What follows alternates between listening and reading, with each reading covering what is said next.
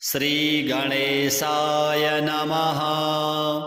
श्रीसाम्ब सदाशिवाय नमः। अथ श्रीशिवरक्षास्तोत्र विनियोगः।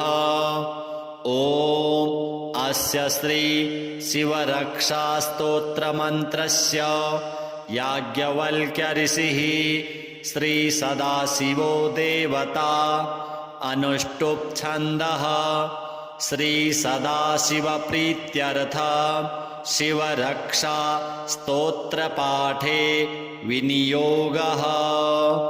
चरितं देवदेवस्य महादेवस्य पावनम् अपारं परमोदारं चतुर्वर्गस्य साधनं गौरीविनायकोपेतं पञ्चवक्त्रं त्रिनेत्रकं शिवं ध्यात्वा दशभुजं शिवरक्षां पठेन्नरः। गंगाधरः शिरः पातु भालमर्धेन्दुशेखरः। नयने मदनध्वंसी कर्णौ सर्पविभूषणः। घ्राणं पातु पुरारातिर्मुखं पातृजगत्पतिः। जिह्वां वागीश्वरः पातु कन्धरां शितिकन्धरः। श्रीकण्ठः पातु मे कण्ठं स्कन्धौ विश्वधुरन्धरः। भुजौ भूभारसंहर्ता करौ पातु पिनाकधृक्। हृदयं शङ्करः पातु जठरं गिरिजापतिः। नाभिं मृत्युञ्जयः पातु कटिव्याघ्रजिनाम्बरः। सक्थिनी पातु दीनार्त शरणागतवत्सलः। उरुमहेश्वरः पातु जानुनी जगदीश्वरः। जङ्घे पातु जगत्कर्ता गुल्फौ पातु गणाधिपः। चरणौ करुणासिन्धो सर्वाङ्गानि सदाशिवः।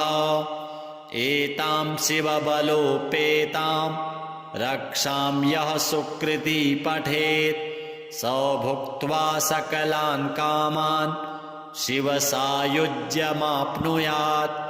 ग्रहभूतपिशाचाद्यास्त्रैलोक्ये विचरन्ति ये दूरात् आसु पलायन्ते शिवनामाभिरक्षणात्। अभयं करनामेदं कवचं पार्वतीपतेः। भक्त्या बिभर्ति यः कण्ठे तस्य वश्यं जगत्त्रयम्। इमां नारायणः स्वप्ने शिवरक्षां यथा दिशत्। प्रातरुत्थाय योगीन्द्रो याज्ञवल्क्यस्तथा लिखत्। श्रीसाम्ब सदाशिवार्पणमस्तु। अथ शिवरक्षा कवचम्। श्रीदेव्युवाच भगवन् देवदेवेश सर्वाम्नाय प्रपूजितः। सर्वं मे कथितं देव कवचं न प्रकाशितं। प्रासादाख्यस्य मन्त्रस्य कवचं मे प्रकाशय। सर्वरक्षाकरं देवं यदि स्नेहोऽस्ति सम्प्रति। श्रीभगवानुवाच प्रासादमन्त्रकवचस्य वामदेव ऋषिः पङ्क्तिश्छन्दः। सदाशिवो देवता साधकाभीष्टसिद्धये विनियोगः प्रकीर्तितः। शिरो मे सर्वदा पातु प्रासादाख्यः सदाशिवः। षडक्षरस्वरूपो मे वदनं च महेश्वरः। पञ्चाक्षरात्मा भगवान् भुजौ मे परिरक्षतु। मृत्युञ्जयस्त्रिबीजात्मा आयुरक्षतु मे सदा। वटमूलसमासीनो दक्षिणामूर्तिरव्ययः। सदा मां सर्वतः पातु षट्त्रिंशद्वर्णरूपधृक् द्वाविंसारणात्मको रुद्रः कुक्षौ मे परिरक्षतु त्रिवर्णात्मा नीलकण्ठः कण्ठं रक्षतु सर्वदा चिन्तामणिर्बीजरूपे सर्वनारीश्वरो हरः सदा रक्षतु मे गुह्यं सर्वसम्पत्प्रदायकः एकाक्षरस्वरूपात्मा कूटरूपी महेश्वरः मार्तण्डभैरवो नित्यं पादौ मे परिरक्षतु ओमित्याख्यो महाबीज स्वरूपस्त्रिपुरान्तकः सदा मां रणभूमौ तु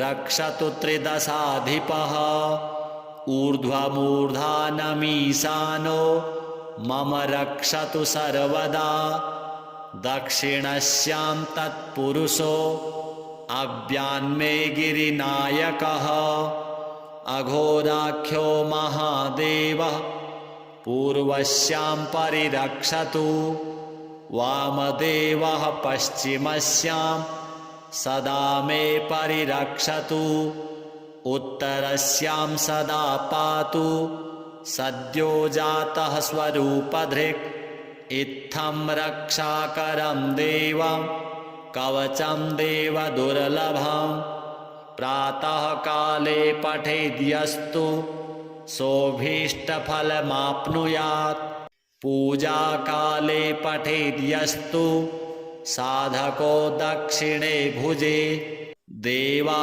मनुष्या गन्धर्वा वश्ययास्तस्य न संशयः कवचं यस्तु शिरसि धारयेद्यदि मानवः करस्थास्तस्य देवेशि अणिमाद्यष्टसिद्धयः स्वर्णपत्रे त्विमां विद्यां शुक्लपट्टेन वेष्टितां राजतोदरसंविष्टां कृत्वा च धारयेत्सुधिः सम्प्राप्य महतीं लक्ष्मी मन्त्रं च शिवरूपधृक् यस्मै कस्मै न दातव्यं न प्रकाश्यं कदाचन शिष्याय भक्तियुक्ताय साधकाय प्रकाशयेत् अन्यथा सिद्धिहानिः स्यात् सत्यमेतन्मनोरमे तव स्नेहान् महादेवी कथितं कवचं शुभं न देयं कस्यचिद्भद्रे यदिच्छेत् आत्मनो हितं श्रीशाम्ब सदाशिवार्पणमस्तु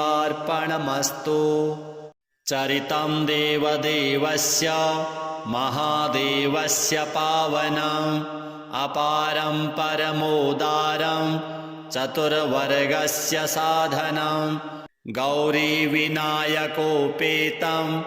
पञ्चवक्त्रं त्रिनेत्रकं शिवं ध्यात्वा दशभुजं शिवरक्षां पठेन्नरः गङ्गाधरः शिरः पातु भालमर्धेन्दुशेखरः नयने मदनध्वंसी कर्णौ सर्पविभूषणः घ्राणं पातु पुरारातिर्मुखं पातृजगत्पतिः जिह्वां वागीश्वरः पातु कन्धरां शितिकन्धरः श्रीकण्ठः पातु मे कण्ठं स्कन्धौ विश्वधुरन्धरः भुजौ भूभारसंहर्ता करौ पातु पिनाकधृक् हृदयं शङ्करः पातु जठरं गिरिजापतिः नाभिं मृत्युञ्जयः पातु कटिव्याघ्रजिनाम्बरः सक्थिनी पातु दीनार्त शरणागतवत्सलः उरुमहेश्वरः पातु जानुनी जगदीश्वरः जङ्घे पातु जगत्कर्ता गुल्फौ पातु गणाधिपः चरणौ करुणासिन्धो सर्वाङ्गानि सदाशिवः एतां शिवबलोपेतां रक्षां यः सुकृती पठेत् स भुक्त्वा सकलान् कामान् शिवसायुज्यमाप्नुयात् ग्रहभूतपिशाचाद्यास्त्रैलोक्ये विचरन्ति ये दूरात् आसु पलायन्ते शिवनामाभिरक्षणात् अभयं करनामेदं कवचं पार्वतीपतेः भक्त्या बिभर्ति यः कण्ठे तस्य वश्यं जगत्त्रयम् इमां नारायणः स्वप्ने शिवरक्षां यथा दिशत् प्रातरुत्थाय योगीन्द्रो याज्ञवल्क्यस्तथा लिखत् श्रीसाम्ब सदाशिवार्पणमस्तु। अथ शिवरक्षा कवचम् श्रीदेव्युवाच भगवन् देवदेवेश सर्वाम्नाय प्रपूजितः सर्वं मे कथितं देव कवचं न प्रकाशितं प्रासादाख्यस्य मन्त्रस्य कवचं मे प्रकाशय सर्वरक्षाकरं देवं यदि स्नेहोऽस्ति सम्प्रति। श्रीभगवानुवाच प्रासादमन्त्रकवचस्य वामदेव ऋषिः पङ्क्तिश्छन्दः सदाशिवो देवता साधकाभीष्टसिद्धये विनियोगः प्रकीर्तितः शिरो मे सर्वदा पातु प्रासादाख्यः सदाशिवः षडक्षरस्वरूपो मे वदनं च महेश्वरः पञ्चाक्षरात्मा भगवान् भुजौ मे परिरक्षतु मृत्युञ्जयस्त्रिबीजात्मा आयुरक्षतु मे सदा वटमूलसमासीनो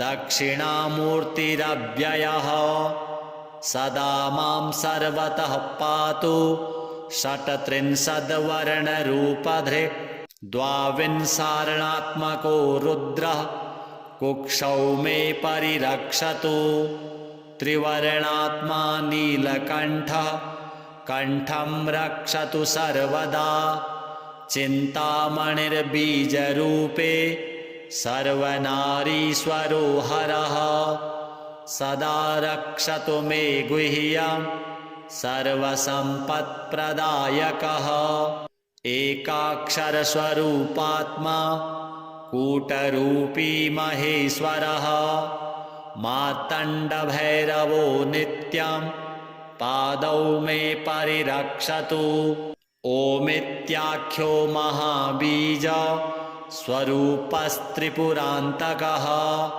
सदा मां रणभूमौ तु रक्षतु त्रिदशाधिपः ऊर्ध्वमूर्धानमीशानो मम रक्षतु सर्वदा दक्षिणस्यां तत्पुरुषो अव्यान्मे गिरिनायकः अघोराख्यो महादेवः पूर्वस्यां परिरक्षतु वामदेवः पश्चिमस्यां सदा मे परिरक्षतु उत्तरस्यां सदा पातु सद्यो जातः स्वरूपधृक् इत्थं रक्षाकरं देवं कवचं देवदुर्लभं प्रातः काले पठेद्यस्तु सोऽभीष्टफलमाप्नुयात् पूजाकाले पठेद्यस्तु साधको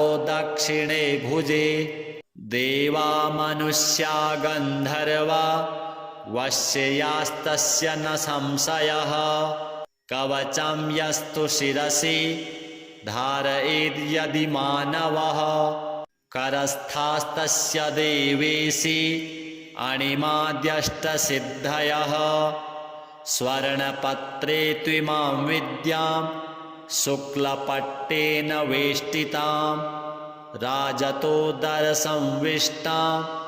कृत्वा च धारयेत् सुधिः सम्प्राप्य महतीं लक्ष्मी मन्त्रं च शिवरूपधृक् यस्मै कस्मै न दातव्यं न प्रकाश्यं कदाचन शिष्याय भक्तियुक्ताय साधकाय प्रकाशयेत् अन्यथा सिद्धिहानिः स्यात् सत्यमेतन्मनोरमे तव स्नेहान् महादेवी कथितं कवचं शुभं न देयं कस्यचिद्भद्रे यदिच्छेत् आत्मनो हितं श्रीशाम्ब सदाशिवार्पणमस्तु। चरितं देवदेवस्य महादेवस्य पावनम् अपारं परमोदारं चतुर्वर्गस्य साधनं गौरीविनायकोपेतं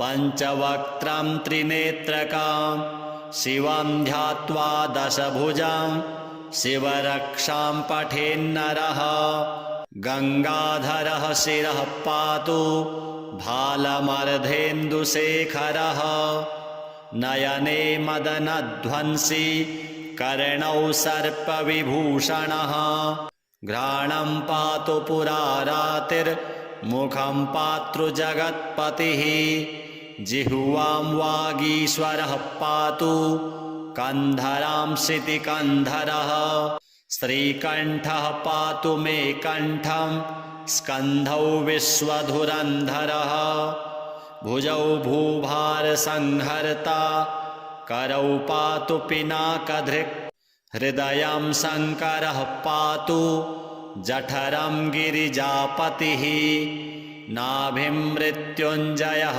पातु कटिव्याघ्रजिनाम्बरः सक्थिनी पातु दीनार्त शरणागतवत्सलः उरुमहेश्वरः पातु जानुनी जगदीश्वरः जङ्घे पातु जगत्कर्ता गुल्फौ पातु गणाधिपः चरणौ करुणासिन्धो सर्वाङ्गानि सदाशिवः एतां शिवबलोपेतां रक्षां यः सुकृती पठेत् स भुक्त्वा सकलान् कामान् शिवसायुज्यमाप्नुयात् ग्रहभूतपिशाचाद्यास्त्रैलोक्ये विचरन्ति ये दूरात् आशु पलायन्ते शिवनामाभिरक्षणात्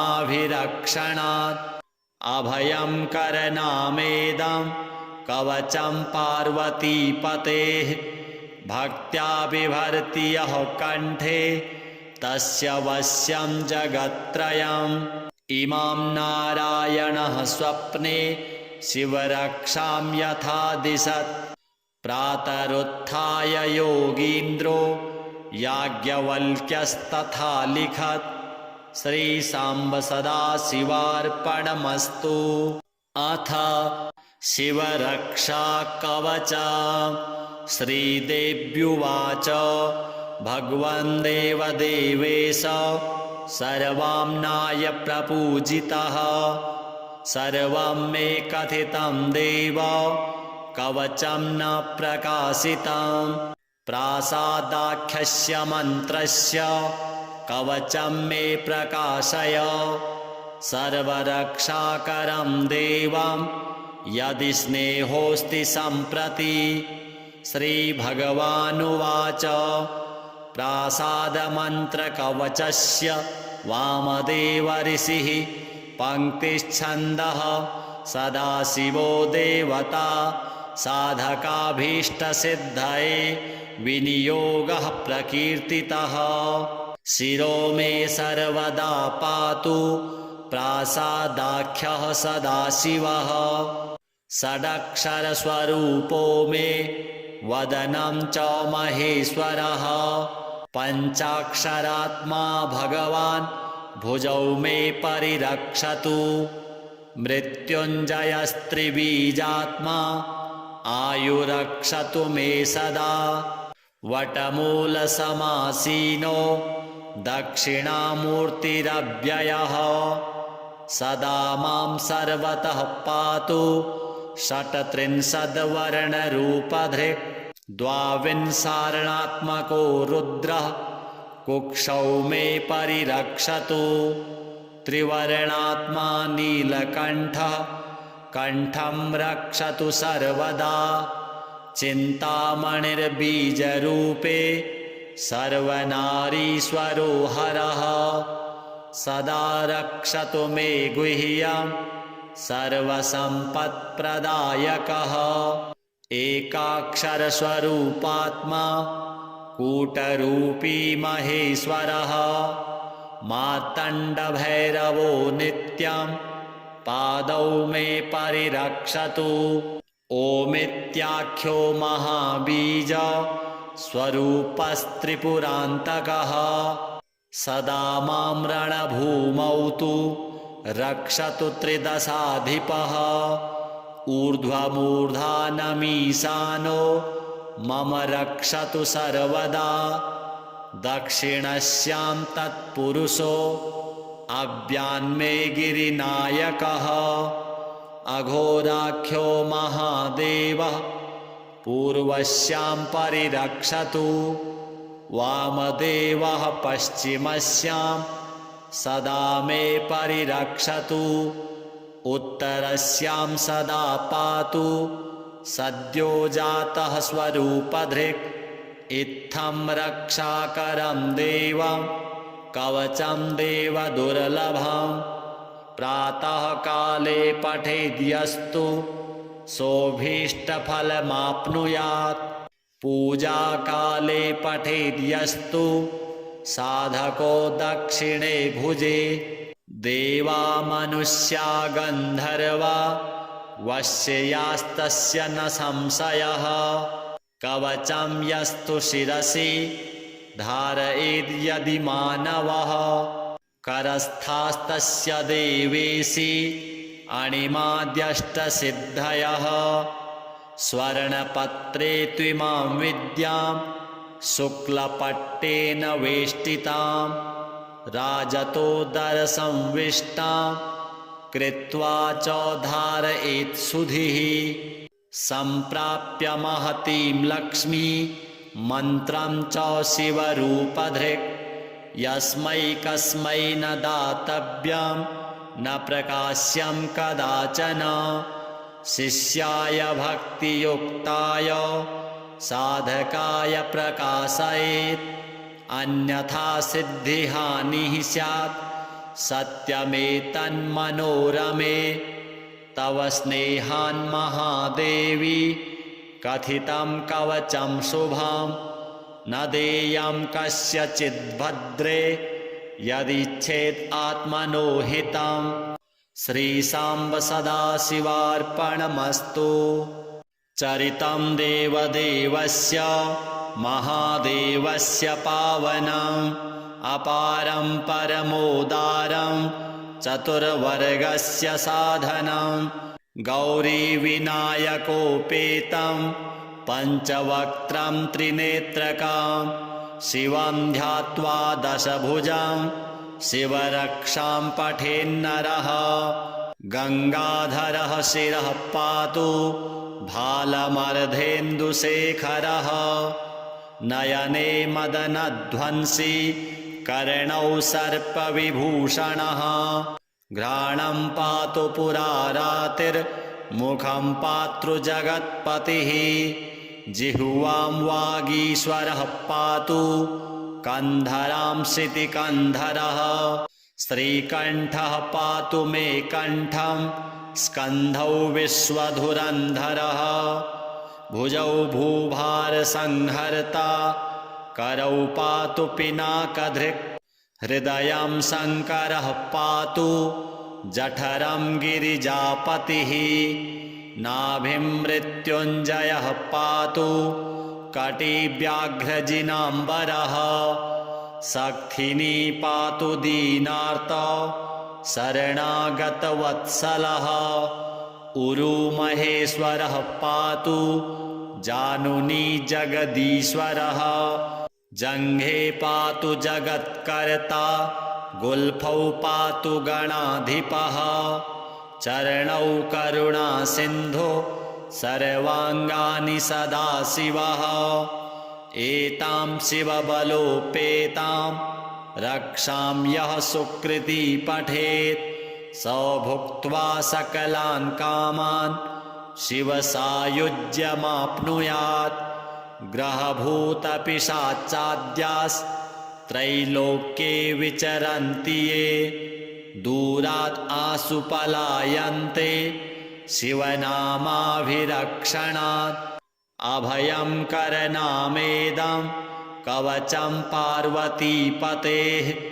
भक्त्या बिभर्ति यः कण्ठे तस्य वश्यं जगत्त्रयम् इमां नारायणः स्वप्ने शिवरक्षां यथा दिशत् प्रातरुत्थाय योगीन्द्रो याज्ञवल्क्यस्तथा लिखत् श्रीसाम्ब सदाशिवार्पणमस्तु। अथ शिवरक्षा कवचम् श्रीदेव्युवाच भगवन् देवदेवेश सर्वाम्नाय प्रपूजितः सर्वं मे कथितं देव कवचं न प्रकाशितं प्रासादाख्यस्य मन्त्रस्य कवचं मे प्रकाशय सर्वरक्षाकरं देवं यदि स्नेहोऽस्ति सम्प्रति। श्रीभगवानुवाच प्रासादमन्त्रकवचस्य वामदेव ऋषिः पङ्क्तिश्छन्दः सदाशिवो देवता साधकाभीष्टसिद्धये विनियोगः प्रकीर्तितः शिरो मे सर्वदा पातु प्रासादाख्यः सदाशिवः षडक्षरस्वरूपो मे वदनं च महेश्वरः पञ्चाक्षरात्मा भगवान् भुजौ मे परिरक्षतु मृत्युञ्जयस्त्रिबीजात्मा आयुरक्षतु मे सदा वटमूलसमासीनो दक्षिणामूर्तिरव्ययः सदा मां सर्वतः पातु षट्त्रिंशद्वर्णरूपधृक् द्वाविंशार्णात्मको रुद्रः कुक्षौ मे परिरक्षतु त्रिवर्णात्मा नीलकण्ठः कण्ठं रक्षतु सर्वदा चिन्तामणिर्बीजरूपे सर्वनारीश्वरो हरः सदा रक्षतु मे गुह्यं सर्वसम्पत्प्रदायकः एकाक्षरस्वरूपात्मा कूटरूपी महेश्वरः मार्तण्डभैरवो नित्यं पादौ मे परिरक्षतु ओमित्याख्यो महाबीज स्वरूपस्त्रिपुरान्तकः सदा मां रणभूमौ तु रक्षतु त्रिदशाधिपः ऊर्ध्वमूर्धानमीशानो मम रक्षतु सर्वदा दक्षिणस्यां तत्पुरुषो अव्यान्मे गिरिनायकः अघोराख्यो महादेवः पूर्वस्यां परिरक्षतु वामदेवः पश्चिमस्यां सदा मे परिरक्षतु उत्तरस्यां सदा पातु सद्यो जातः स्वरूपधृक्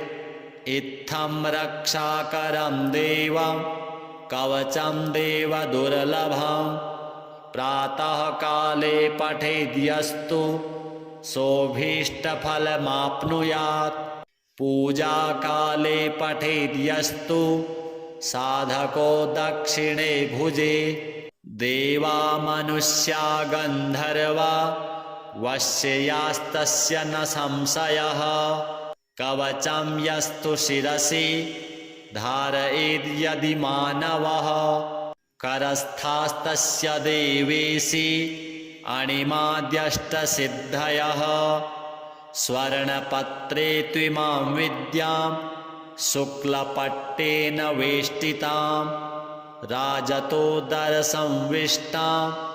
कृत्वा च धारयेत् सुधिः सम्प्राप्य महतीं लक्ष्मी मन्त्रं च शिवरूपधृक् यस्मै कस्मै न दातव्यं न प्रकाश्यं कदाचन शिष्याय भक्तियुक्ताय साधकाय प्रकाशयेत् अन्यथा सिद्धिहानिः स्यात् सत्यमेतन्मनोरमे तव स्नेहान् महादेवी कथितं कवचं शुभं न देयं कस्यचिद्भद्रे यदिच्छेत् आत्मनो हितं श्रीसाम्ब सदाशिवार्पणमस्तु।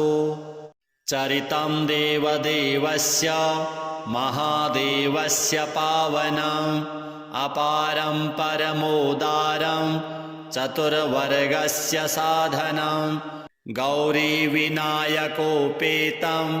पञ्चवक्त्रं त्रिनेत्रकं शिवं ध्यात्वा दशभुजं शिवरक्षां पठेन्नरः गङ्गाधरः शिरः पातु भालमर्धेन्दुशेखरः नयने मदनध्वंसी कर्णौ सर्पविभूषणः घ्राणं पातु पुरारातिर्मुखं पातृजगत्पतिः जिह्वां वागीश्वरः पातु कन्धरां शितिकन्धरः श्रीकण्ठः पातु मे कण्ठं स्कन्धौ विश्वधुरन्धरः भुजौ भूभारसंहर्ता करौ पातु पिनाकधृक् हृदयं शङ्करः पातु जठरं गिरिजापतिः नाभिं मृत्युञ्जयः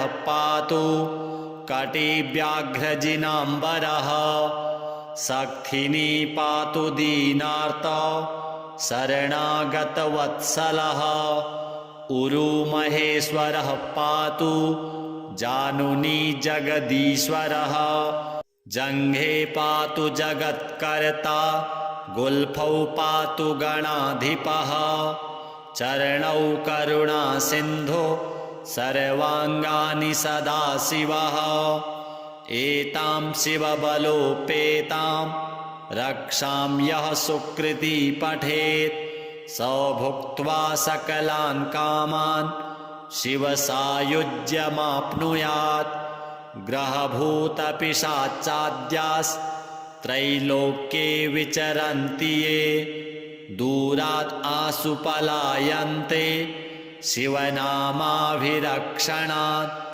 अभयं करनामेदं कवचं पार्वतीपतेः भक्त्या बिभर्ति यः कण्ठे तस्य वश्यं जगत्त्रयम् इमां नारायणः स्वप्ने शिवरक्षां यथा दिशत् प्रातरुत्थाय योगीन्द्रो याज्ञवल्क्यस्तथा लिखत् श्रीसाम्ब सदाशिवार्पणमस्तु। अथ शिवरक्षा कवचम् श्रीदेव्युवाच भगवन् देवदेवेश सर्वाम्नाय प्रपूजितः सर्वं मे कथितं देव कवचं न प्रकाशितं प्रासादाख्यस्य मन्त्रस्य कवचं मे प्रकाशय सर्वरक्षाकरं देवं यदि स्नेहोऽस्ति सम्प्रति।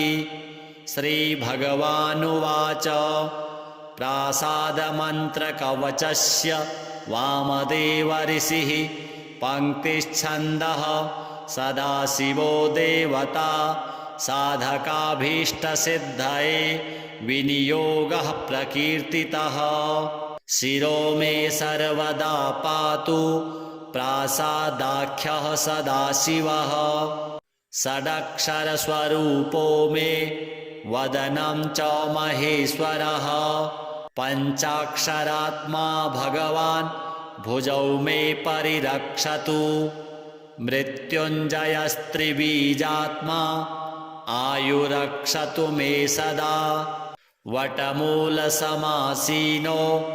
दक्षिणामूर्तिरव्ययः सदा मां सर्वतः पातु षट्त्रिंशद्वर्णरूपधृक् द्वाविंशरणात्मको रुद्रः कुक्षौ मे परिरक्षतु त्रिवर्णात्मा नीलकण्ठः कण्ठं रक्षतु सर्वदा चिन्तामणिर्बीजरूपे सर्वनारीश्वरो हरः सदा रक्षतु मे गुह्यं सर्वसम्पत्प्रदायकः एकाक्षरस्वरूपात्मा कूटरूपी महेश्वरः मार्तण्डभैरवो नित्यं पादौ मे परिरक्षतु ओमित्याख्यो महाबीज स्वरूपस्त्रिपुरान्तकः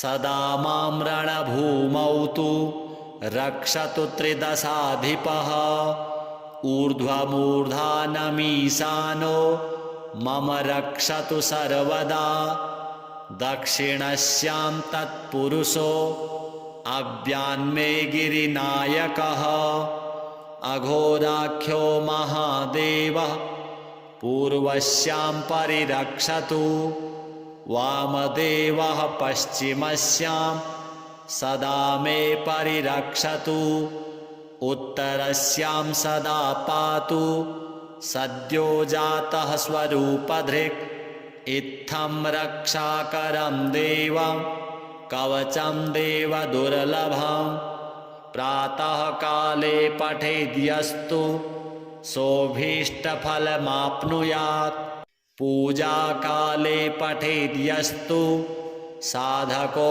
दक्षिणे भुजे देवा मनुष्या गन्धर्वा वश्ययास्तस्य न संशयः कवचं यस्तु शिरसि धारयेद्यदि मानवः करस्थास्तस्य देवेशि अणिमाद्यष्टसिद्धयः स्वर्णपत्रे त्विमां विद्यां शुक्लपट्टेन वेष्टितां राजतोदरसंविष्टां